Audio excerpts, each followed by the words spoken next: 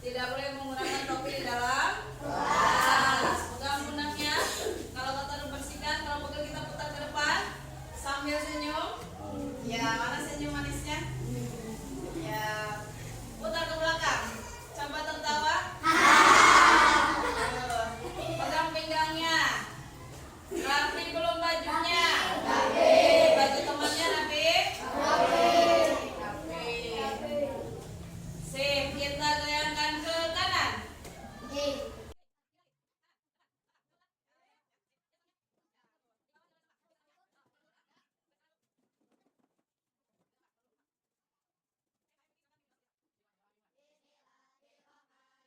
Rabbi zidni ilman warzuqni fahma. Artinya, ya Allah, tambahkanlah ilmuku dan berilah aku pemahaman yang benar. Amin. Memberi salam. Assalamualaikum warahmatullahi wabarakatuh. Duduk yang rapi. Waalaikumsalam warahmatullahi wabarakatuh. Kita tes semangatnya. Semangat 50%? Yes. 75%? Yes. Semangat 100%? Yes. Ya, anak-anak seperti biasa, kita pembiasaan dulu sebelum belajar. Baca surah Al-Kafirun. Bismillahirrahmanirrahim.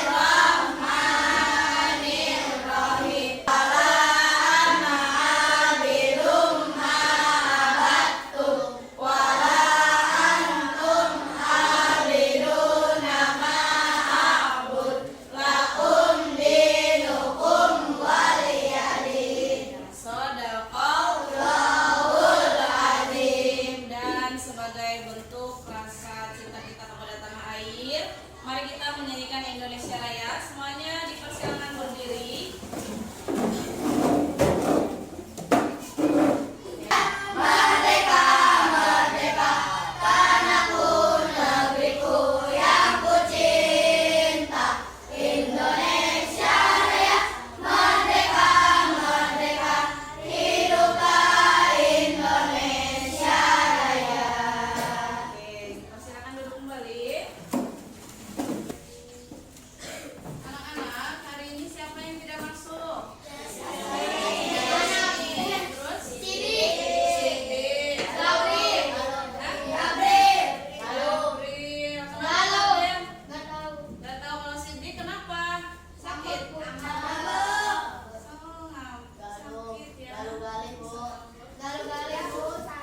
Sakit ya. Terus Yasmin kenapa?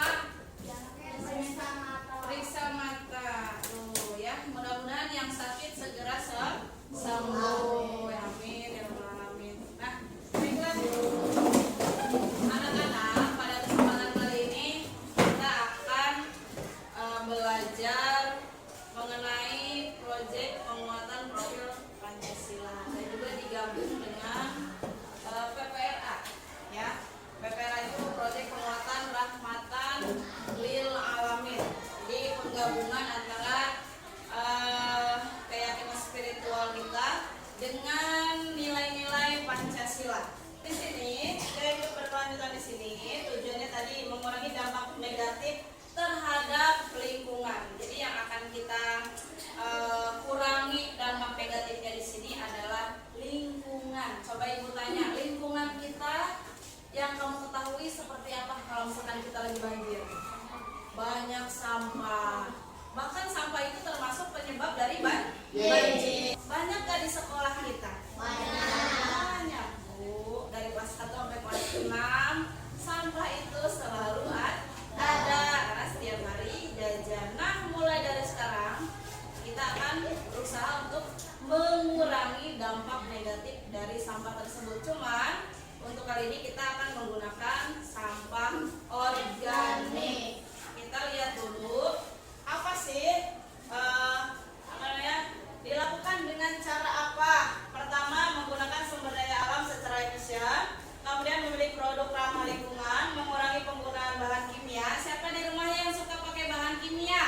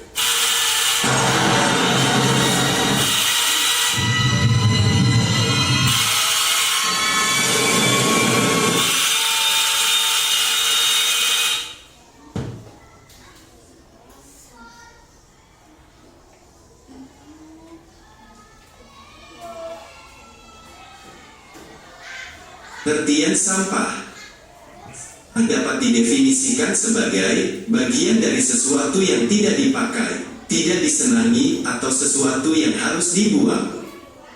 Ya, sampah berasal dari kegiatan yang dilakukan manusia, seperti kegiatan rumah tangga, perdagangan, industri, pertanian, dan berbagai kegiatan lainnya.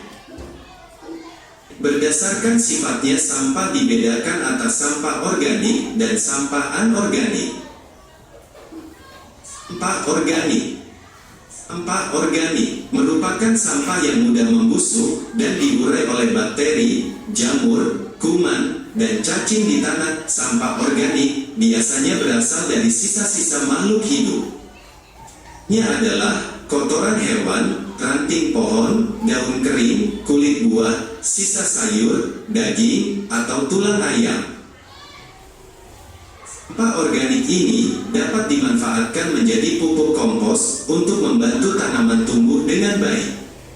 Sampah anorganik. Sampah anorganik merupakan sampah yang tidak dapat diurai atau tidak dapat membusuk dan akan terus ada di tanah walaupun telah tertimbun tanah selama bertahun-tahun. Contohnya adalah botol plastik, kantong plastik kemasan, kaleng botol, kaca, styrofoam. Sampah organik sudah dijelaskan pada awal materi. Nah, apa itu sampah B3? Ini penjelasannya. Sampah B3 adalah singkatan dari bahan berbahaya dan beracun. Mengapa berbahaya? Karena umumnya bahan tadi dapat meledak, mudah terbakar, beracun, atau melukai tubuh. Sampah B3 seperti baterai, cairan pembersih, kaleng aerosol, obat nyamuk bakar, oli, aki, seng, dan besi. Sampah B3 dapat didaur ulang, namun harus dengan penanganan khusus dari para ahlinya. Yuk kita peduli terhadap lingkungan sekitar. Siapkan ya, pertama kain baju, ibu menyiapkan kanvas, kemudian palu pemukul ada semua? Ada. Kemudian macam-macam daun atau bunga, juga plastik. Teknik pembuatannya menggunakan teknik pounding atau teknik pukul. Nanti kita ini, nah, mengumpulkan bahan dan alat. Kita dibagi dulu ya. Silahkan keluarkan alat kalian.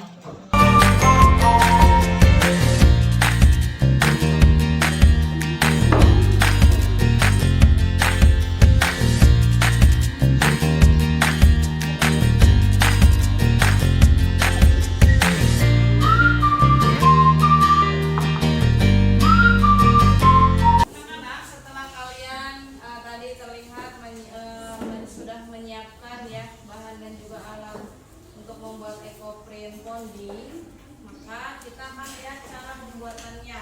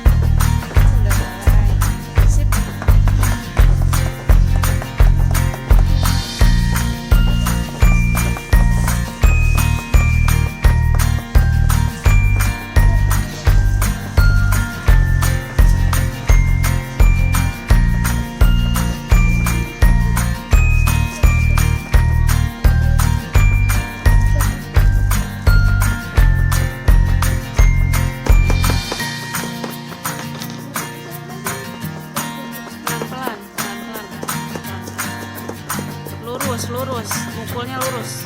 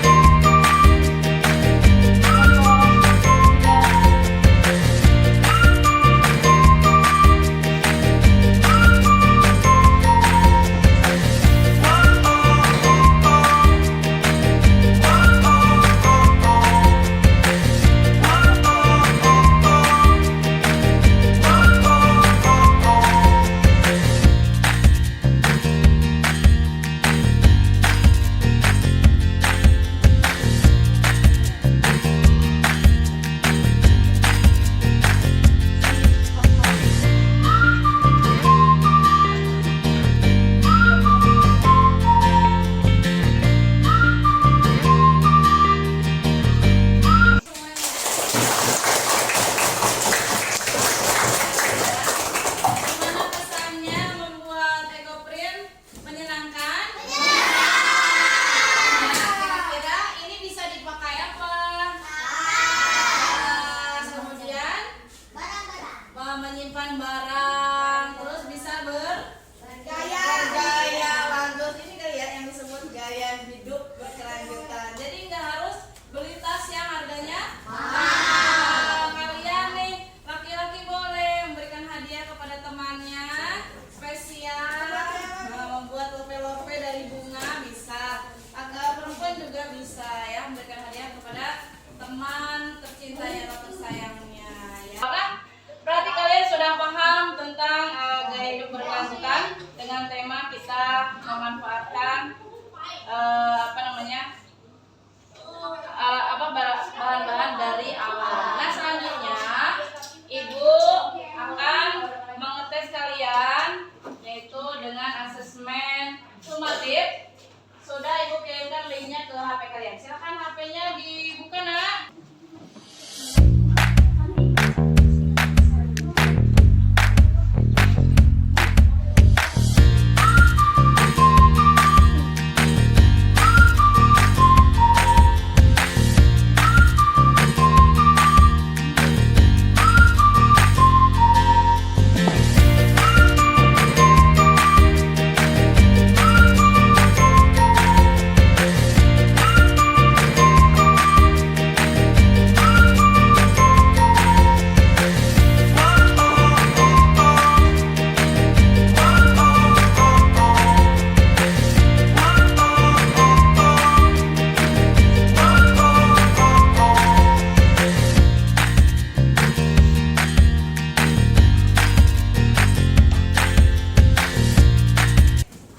Mudah-mudahan apa yang kita laksanakan pada hari ini membawa kemanfaatan untuk kita semua.